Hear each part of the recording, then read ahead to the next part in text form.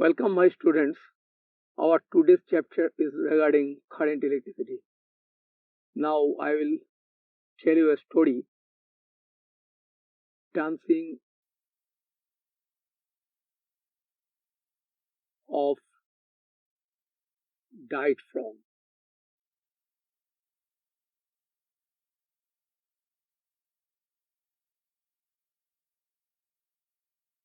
One day, Professor Galvani, getting up from a bed, saw a frog expired in front of his door.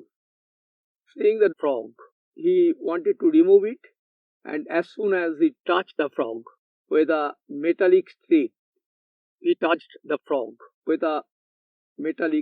stick, then the frog starts jumping.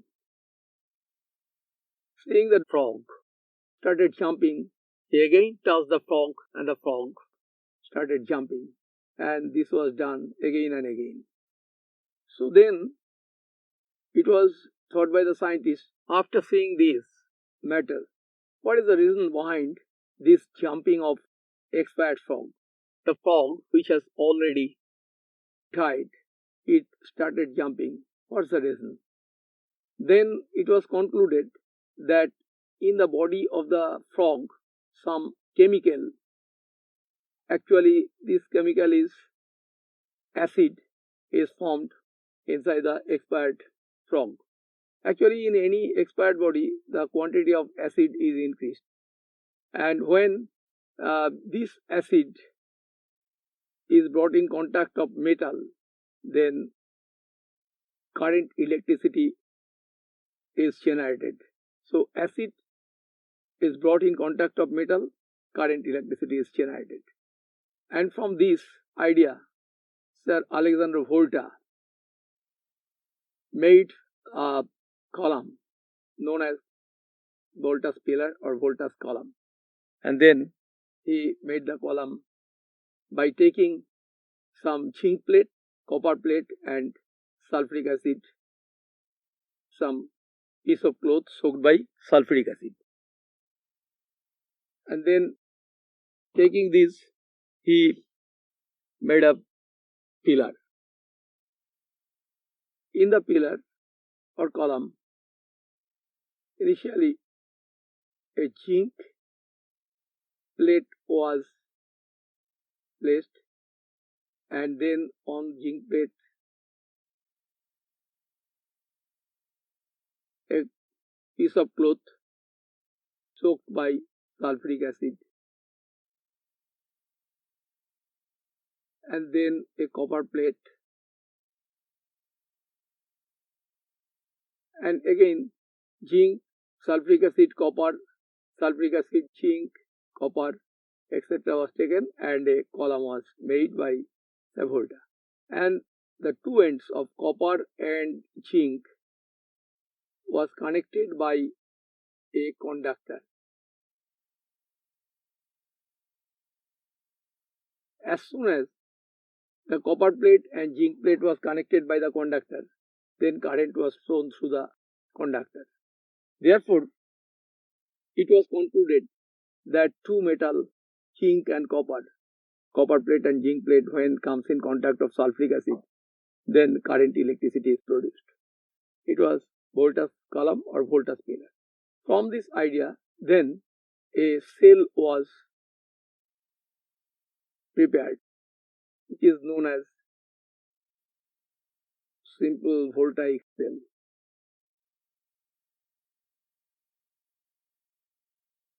In the simple voltaic cell, it is just a vessel. In the vessel, sulfuric acid was taken,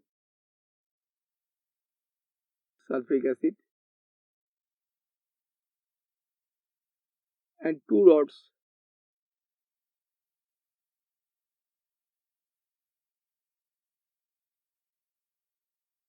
made of zinc and copper was totally immersed in sulfuric acid.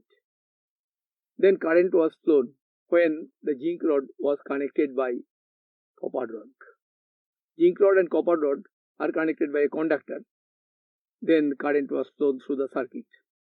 Now we will explain what's the reason behind this generation of current. The main reason for generation of current is electromotive force. Now we will see how is EMF produced.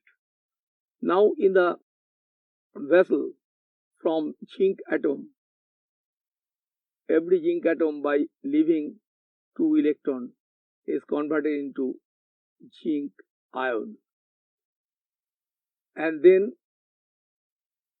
sulfuric acid initially, according to Arrhenius theory, is decomposed to form hydrogen ion and sulfate ion. This hydrogen ion is positive ion and this zinc ion is also positive ion. So between zinc ion and hydrogen ion, a repulsive force acts, and due to the repulsive force, the zinc ions repulse the hydrogen ions, and hydrogen ions then migrated in the copper rod. In the copper rod, hydrogen ions are migrated. Going to copper rod, hydrogen ions again receive 1 electron to form hydrogen and 2 hydrogen atom to form hydrogen molecule. This is not our subject to formation of hydrogen molecule, but it is that when zinc atoms are ionized by giving up these 2 electrons, then there will be lack of electrons in the zinc rod. Say 1 lakh zinc atom has converted into 1 lakh zinc ion, so 2 lakhs of electrons will be given up by zinc atom. So there will be excess of electrons in the zinc rod. There will be so many electrons. A store of electrons will be produced in the zinc rod, and a very special electrical condition will be formed in the zinc rod. This is negative condition, and this negative electrical condition is called negative potential. And in the copper rod, what happens? In the copper rod, by going to copper rod, hydrogen ions receive electron and convert it into atom and molecule. So by giving electron in the copper rod, there will be deficit of electron.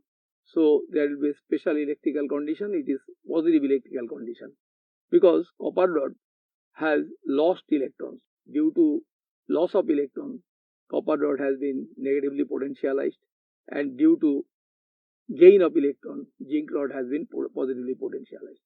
And due to this difference of potential in the zinc rod and copper rod, a force will be generated inside the system, and this force motivates the electrons to move from zinc rod to copper rod, as there are excess of electrons in the zinc rod and less electrons in the copper rod. And this motivation, that is the force which is yielded inside the system and which motivates the electrons to move from zinc rod to copper rod. Then due to movement of electrons, a current is produced, and the direction of current is from copper rod to zinc rod. This force which motivates to flow the current is called electromotive force. And as the electromotive force do not face any resistance, therefore the quantity of electromotive force is much greater. But when the copper rod and zinc rod is connected by a conductor, then current flows. When current flows through the circuit, then it has to overcome some resistance. And due to overcoming the resistance, a quantity of electromotive force is reduced inside the system, and then after reduction of the quantity of EMF, which is residual EMF, is called potential difference, or in short it is called Pd. So EMF is produced in the open circuit condition of the cell, and Pd is produced in the closed circuit condition of the cell. Now we will see the difference between Pd and EMF.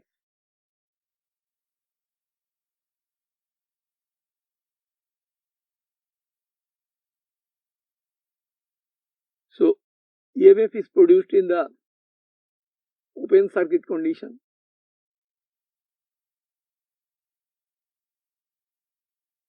and Pd is produced in the closed circuit condition.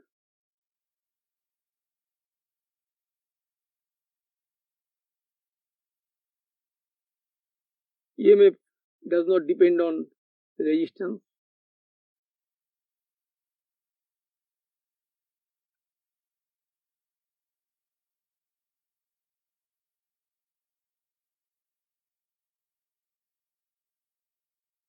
But Pd depends on resistance.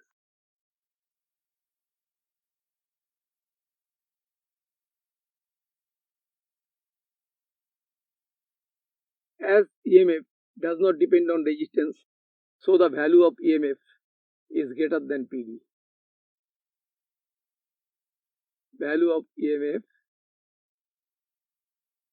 is greater, and therefore Pd is less than EMF. And if we consider the EMF as the cause, Pd will be the result or effect. It is the cause of Pd, and Pd is the result of EMF.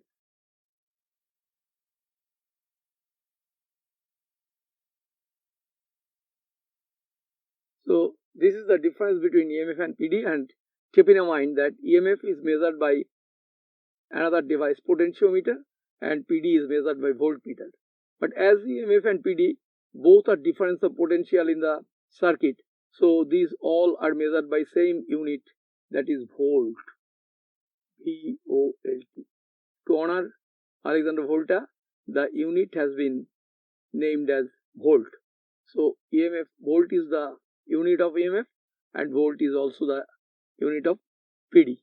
1 volt potential difference means the difference between 2 points is 1 volt. That is, to bring 1 coulomb positive charge from one point to another point, 1 joule of work is done.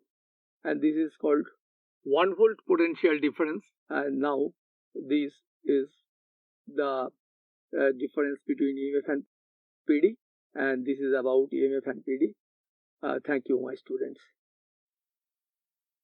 For testing your understanding of this lesson and more videos, log on to www.tubelessons.net.